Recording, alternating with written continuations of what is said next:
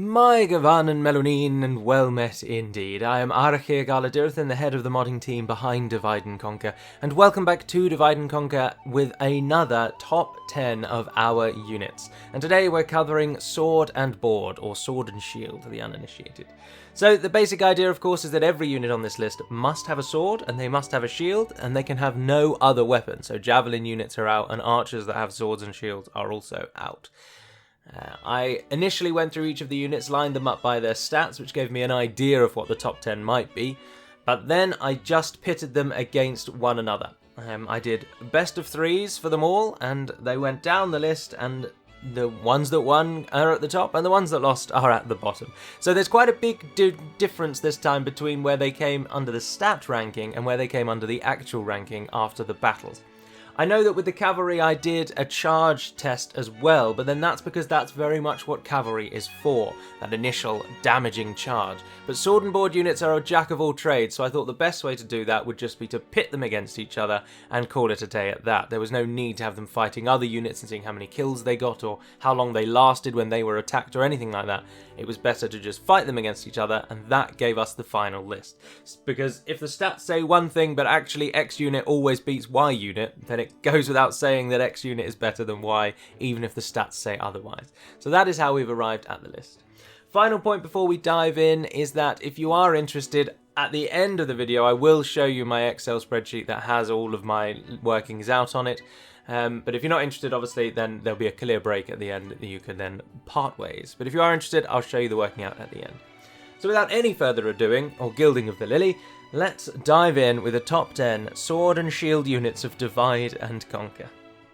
At number 10, then, we have the Castellans of Dol Guldur.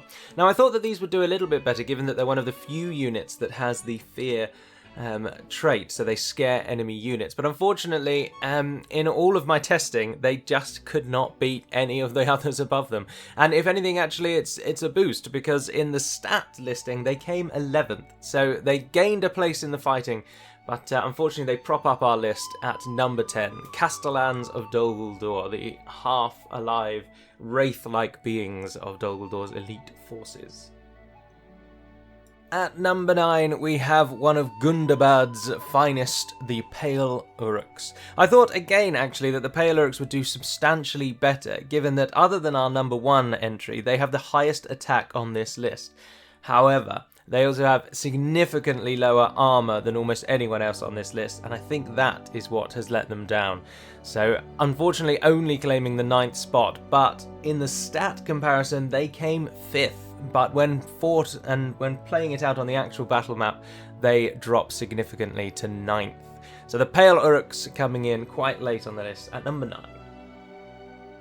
At number 8 is a unit that I think many people may find quite surprising to be on this list, and it is Dorwinian's Knights of the Vintner Court. Cracking name, if I do say so myself. They did really, really well. There isn't anything on their stat list that suggests they should be absolutely outstanding. And indeed, they actually have the worst defense skill of any unit on the list, and they had the worst overall defense of all the top 10 units, but they still came in 8th, which I think is very, very good. They also have a very low morale, and not the lowest on the list, but it's down there with the lower ones. So it was interesting to see that they fought so well, actually, but they're in all of my testing, and I even tested it more than 3 times against the Castellans, because I really thought the Castellans would be better than the Knights of the Vintner Court. But no, Dorwinian's finest claim the 8th spot, and they deservedly take it. Now, in the stat lining up, though, they came 10th. So they've gained 2 places in the fighting, which is very interesting to me. Number 7, Gondor finally joins the list with their only entry, the Wardens of the White Tower. Now again, this one actually surprised me, as I thought these would do an awful lot better, but no, wasn't to be, and they are 7th, which is quite low down. They don't have anything really remarkable or outstanding. They have neither the highest of anything nor the lowest of anything, except morales. They are joint lowest in morale at 20, which is something they share with a unit above them and a unit quite a few above them. But other than that, nothing really standing out to make them remarkable. They're one of the few units that does boost morale of nearby units, but that doesn't seem to have a major effect on the unit itself. So at number 7, Wardens of the White Tower. But interestingly, they were also 7th on the stat list. At number 6, we have Arthedain Knights from the Northern Dunedain and their finest infantry unit on offer. They are, stat-wise, almost identical to the Wardens of the White Tower, and the only difference being that they have one more in their charge, and they also scare enemy infantry, and that was the clincher. The fight between these two was so close, it was ridiculous. And so they only gain that bonus in that initial charge. They do 1 extra point of damage, and they scare the Wardens of the White Tower, which obviously must lower effectiveness in battle, for they won time and time again. And like the Wardens, they were also 6th in the stat ranks, as well as 6th in the final rank. So again, worthy spot as number 6, Arthedain Knights. Number 5. What a sad day it is indeed, for this unit should have been 3rd. They should have been 3rd. Stat-wise, they are 3rd, but unfortunately, the finest men on Middle-earth from Dol Amroth, the greatest city itself, are of course the Talon Knights, coming in at 5th. And as I say, stat-wise, they are 3rd. So terribly disappointing that in the battle ranking they dropped significantly. They, like every unit that has so far been mentioned, have 50 men per battalion, which equates to 125 if you're playing on huge unit size. They have a very high attack of 12, which is the 3rd or 4th highest on the list if you discount the first unit, which is significantly higher than everyone else, as you'll see when we get there. They also scare enemy infantry, and they have higher morale than the Arthedain Knights, but that's really the major difference. The two have very similar total defense stats, with the Talon Knights just clinching it with 1 extra point because they have higher armor, but they have lower defense than the Knights. So these 3 units, Talon Knights, Arthedain Knights and Wardens of the White Tower, are all very, very close together in their effectiveness, but the Talon Knights take the top spot of these 3, but unfortunately sit perfectly in the middle at number 5, the Talon Knights of Dol Amroth. Number 4, the biggest surprise on the list. Ardenaim Armsmen. They used to be called Castamir's Chosen back in the day when they were Umbar's unit, and now they are Ardenaim Armsmen under the Ardenaim. If I can say Ardenaim more, I will. Ardenaim. They are the last unit to have 50 men per battalion in this list. The 3 above us all have smaller unit sizes, which is a hint to who they might be coming from. They also actually have the lowest morale on this list, joint lowest, with the other 2 at 20. But surprisingly, they were devastating, and they just smashed everyone, and there's nothing standing out to me from their stats that suggests they are the gods that they were, and indeed their stat rank is 8th, so they've gained 4 places in the fighting, and they did incredibly well. So very, very deserving of the 4th spot before we join the 3 highest, the Ardenaim Armsmen, and reasonably well deserving because the Ardenaim are supposed to be a very heavy infantry nation, so it's good to see that they are in the top half of the list. Ardenaim Armsmen, say Ardenaim more, at number 4.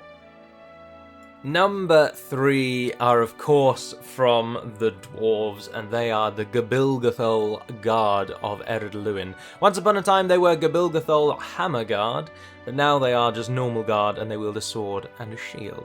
They have 45 men in their battalion, which as I say is joint 2nd lowest, only 1 unit has less, which is our top spot. Their attack is only 11, which isn't even that great. Many units that have come before in this list had a higher attack than them, but they had the joint highest morale at 26, and they had the joint 2nd highest defense at 31.